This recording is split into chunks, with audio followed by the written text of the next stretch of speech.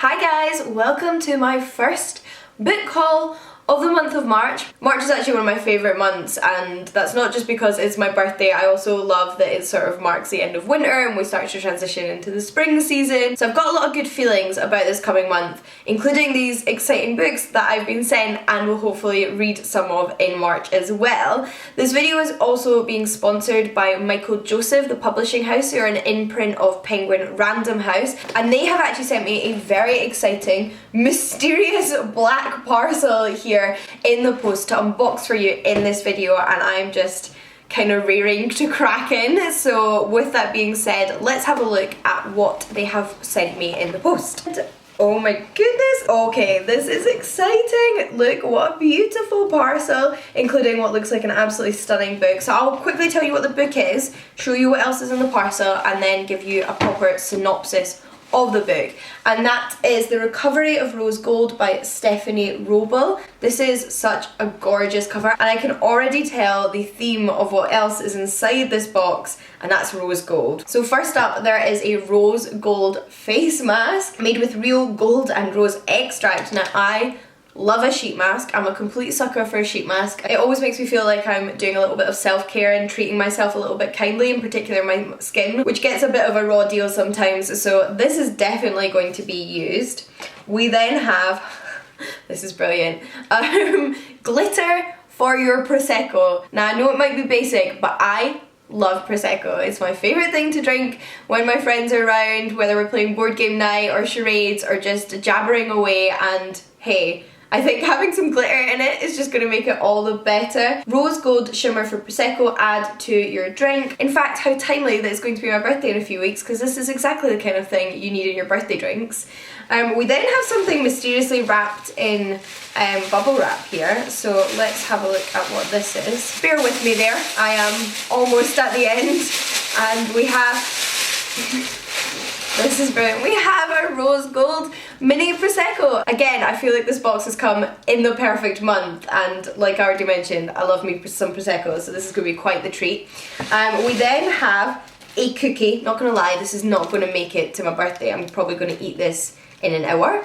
It says liar on it though, so I think that is a hint at the contents of the book, and it's a little bit mysterious and unnerving. We then, last but not least, have a set of scissors. These scissors are actually shaped like a bird, and they're obviously in a rose gold shade, but that's a little bit terrifying, and I think that transitions nicely into the book, which is, like I mentioned, The Recovery of Rose Gold by Stephanie Roble. And as you can see, there's actually a pair of hair cutting scissors there on the front cover, so that ties in nicely. This is an exciting new mystery thriller novel that, like I mentioned, is being published by Michael Joseph on the 5th of March, and it's all about a girl's relationship with her mother. Now, her childhood was an incredibly abusive one. Her mother had Munchausen's by proxy and raised her daughter to believe that she was ill her entire life. And it wasn't until she was an adult that she realised the lies her mother had been telling her, and that in fact there was nothing wrong with her. Her mother is then sent to prison, but now it is 5 years later, and Patty, the mother, is out of prison. Despite the fact that her daughter Rose Gold testified against her, everyone is surprised when she allows her mother back into her life, which now includes her own child, so Patty's grandchild. Rose Gold's motivations seem unclear. Perhaps it's her inability to let go of the love that she's felt for her mother her whole life, or perhaps she's looking to enact some sort of revenge after what happened to her. But no matter what it is, Patty certainly hasn't given up having her daughter under her control. So naturally, I think we can expect some dark and sinister twists and turns throughout this novel, which sounds incredibly intriguing. This is also Stephanie Roble's debut novel, and I do love being introduced to an author at the very beginning of their career, because if they end up writing books that you enjoy, then it means you just get to follow along with everything they bring out as it comes out, and that's always really exciting to me as a reader. So thank you so much to Michael Joseph for sending this one over, as well as the goodies that were included. Honestly, you know the way to my heart. And of course for sponsoring this video. With that being said, let's have a look at the other books that I have to share with you. First up, we have a book I actually pre-ordered, and I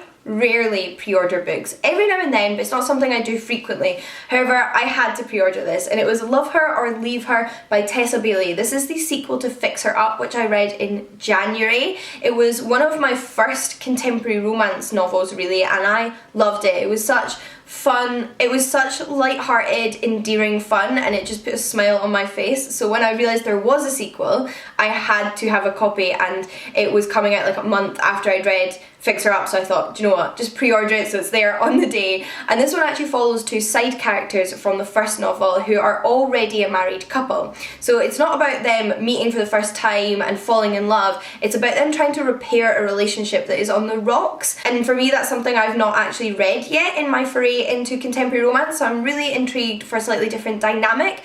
And I also really enjoyed both characters in book one when they appeared now and then, so I'm invested in the relationship already and want to know what's going to happen. And I actually plan on starting this one today, so I'm pretty sure I'm going to zoom through it. We then have a book I picked up the other day in Gaze the Word, and that is The Unbinding of Mary Read by Miriam McNamara. And this is a gay lady pirate book, which, I mean, does that not already pique your interest? It was actually my friend Rowan that pulled this one off the bookshelf and suggested I might like it, and I instantly agreed. It totally sounds like it's up my street. It's based on the true story of a real life woman historical pirate called Mary Read. So we've got Mary who runs away from home to join a ship crew and dresses up as a man to disguise her gender, but then she spots a pirate ship that includes a lady pirate and thinks, hey, yes, that's the life for me. Then we have a little pamphlet slash zine type book published by Takeaway Press, and I picked this one up in Pages, Cheshire Street, which is a bookshop in the sort of Shoreditch area that specialises in books by women and non-binary writers.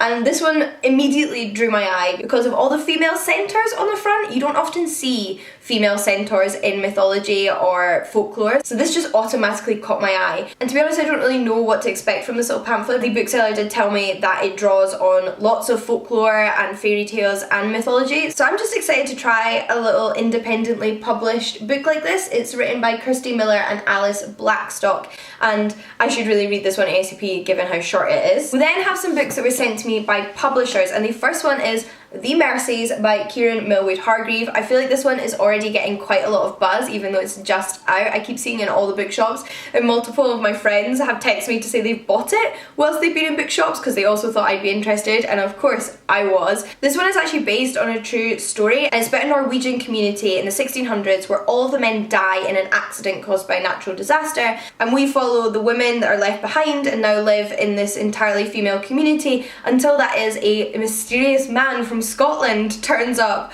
on their shores. And I'm just so intrigued by where that's going to go. It could be quite sinister, it could be quite beautiful, I have no idea, but that's all I need to know. Then we have a book I did talk about recently in a video where I showed you the shortest books on my TBR, and that is The Deep by Rivers Solomon. I've been meaning to read something by this author for a while. I have another one of their books on audiobook that I got off Audible, but this one I really do want to pick up soon because it sounds mesmerising and thought-provoking and so unique.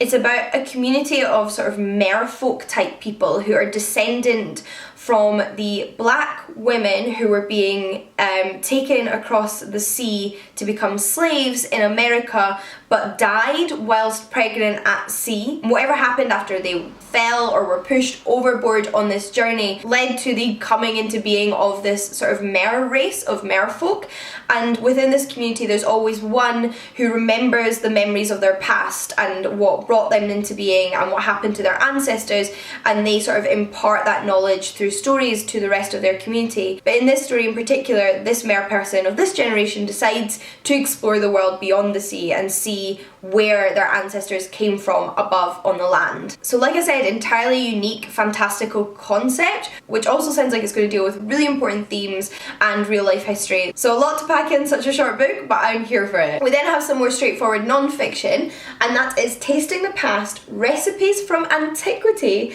by Jackie Wood.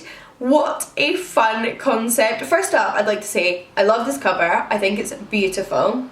It was sent to me for review by the History Press, and it is, like the title suggests, a cookbook, but also a history of food and what people ate in antiquity. However, obviously you can then try and recreate some of the recipes that the author has researched and learned about during her deep dive into this topic. And I just think that sounds so fascinating.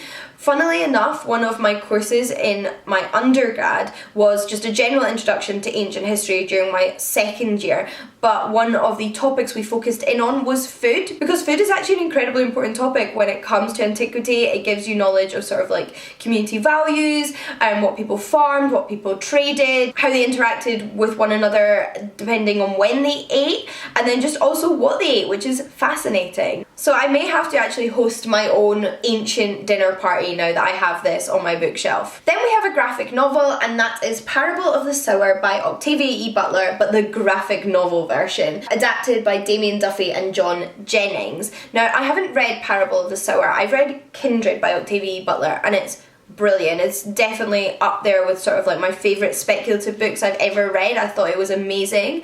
I've been meaning to read more by her. For that reason, however, I'm not sure when I'm going to get to this graphic novel, because I think I'd rather start by reading the actual novel before I read an adapted version of it, if that makes sense. But I did want to highlight it because I think some of you might be interested in it, and this is what the artwork looks like on the inside. Incredibly detailed, and this is a sort of like speculative, futuristic, dystopian novel. Each of the spreads seems to focus in on one tone, and it looks really, really beautiful. So I do think that this is such a fun concept. I know they've adapted Kindred into a graphic novel as well, so it might be something worth checking out if you enjoy her novels or are looking to get into her novels but in a slightly different way. Then the last book that was sent to me by a publisher is the script for the original Hitchhiker's Guide to the Galaxy radio show. So if you don't know, the Hitchhiker's Guide to the Galaxy was first released as a radio show. It was a radio show before it was a book. It was adapted into a book the following year, and this year is actually the 42nd anniversary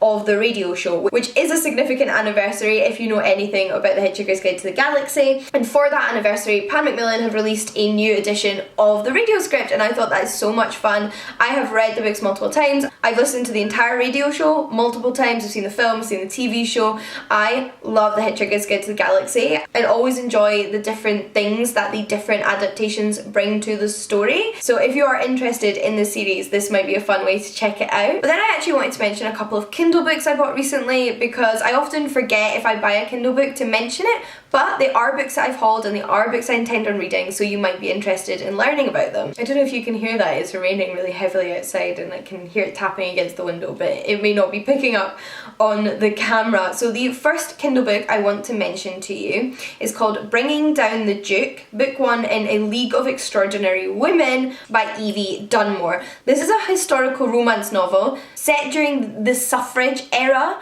in British history. So it takes place in England, and we follow a suffragette named Annabel Archer, and she is the first female student at Oxford University in this setting. It's set in 1879, so it's quite early on in the suffrage movement. As we know, women didn't get the vote for a few decades more, but it was also a hard and long fought battle. And as a part of her attempt to promote the cause of women's suffrage, she's trying to get sort of like wealthy, powerful aristocrats on her side, including this Duke, who I imagine she ends up developing quite the passion for throughout the course of this novel, because it is, like I mentioned, a romance.